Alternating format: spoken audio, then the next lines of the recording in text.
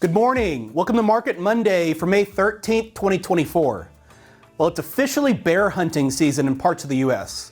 But over on Wall Street, it's been more of an even fight between the bulls and the bears as the S&P 500 is climbing back to where it was 1 month ago.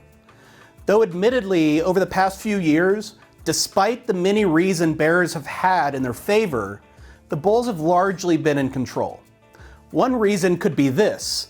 April marked the 27th month of unemployment staying below 4%. And just for context, the unemployment rate today is lower than every month but one from the 1970s, 80s, 90s, 2000s, and 2010s through 2017. And wages at such a low unemployment number have been increasing too.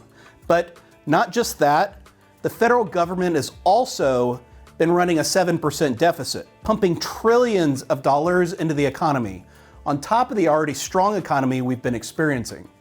No wonder it seems all the surprises have come on the upside.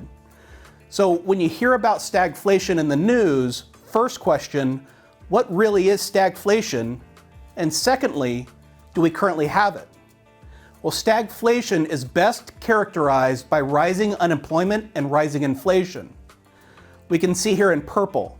In the 1970s, we all know there was nasty, relentless inflation. But look at this blue line. The unemployment rate going from under 4%, where we are today, to almost 9%.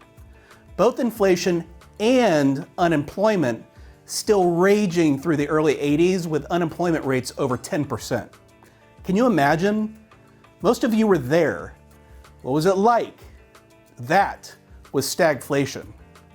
But here, now we have inflation moderating and unemployment under 4% for a really long time, which informs us that we're not currently in a bout of stagflation. But going back to the 80s, we think something else happened in the 80s, a culture shift, if you will. The comedian Jerry Seinfeld has been on a media tour promoting this latest movie, Unfrosted. In one of his interviews, he describes how American culture has shifted its view of money over the years. In the 70s, this is the tragic turn of American culture. And this was explained to me by Mario Joyner, who cracked this puzzle that I could not figure out. What the hell happened that money became everything? What happened? Because it was not in the 70s. In the 70s, it's how cool is your job? How cool is it what you're doing? If your job's cooler than my job, you beat me. And then... And no one said, how much are you making? Oh, you're doing okay. You're making, as long as you could live, who cares? And Mario Joyner explained this to me. He said the 80s was the first time that young guys could make a lot of money fast.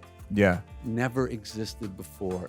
Rich guys were Aristotle Onassis, Andrew Carnegie, shipping, iron. Yeah. You know, you couldn't. Not even oil. You couldn't. Iron. Something more obscure than oil. Yeah. You couldn't make a lot of money fast in those days. Yeah. And some of those guys could. Edison, Ford, you know. Yeah. All of a sudden, everybody, all sharp guys in the 80s could make a ton. And some dull guys. A lot of dull guys. Like a lot anyone of dull guys, yeah. could make a lot of money. And it has poisoned our culture to this day. It's poison. In fact, last year, the Wall Street Journal ran a poll showing the share of Americans who say patriotism, religion, having children, and community involvement have plunged recently. But look at the importance of money, and it shows no signs of stopping. So what happened? Well, innovation and technology certainly played a role. Here, Charlie Ellis, in his 2016 book, shared what it was like working in finance in the 1960s.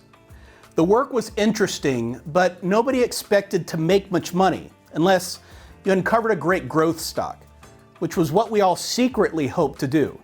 MBAs were uncommon. PhDs were never seen. Commissions still averaged 40 cents a share. All trading was paper-based. Messengers with huge black boxes on wheels filled with stocks and bond certificates scurried from broker to broker trying to complete good deliveries of stock and bond certificates.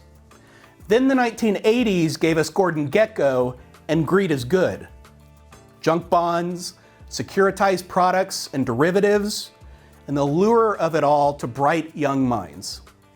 The financialization of everything is a trend that hasn't stopped, and in fact, is probably stronger today than ever before.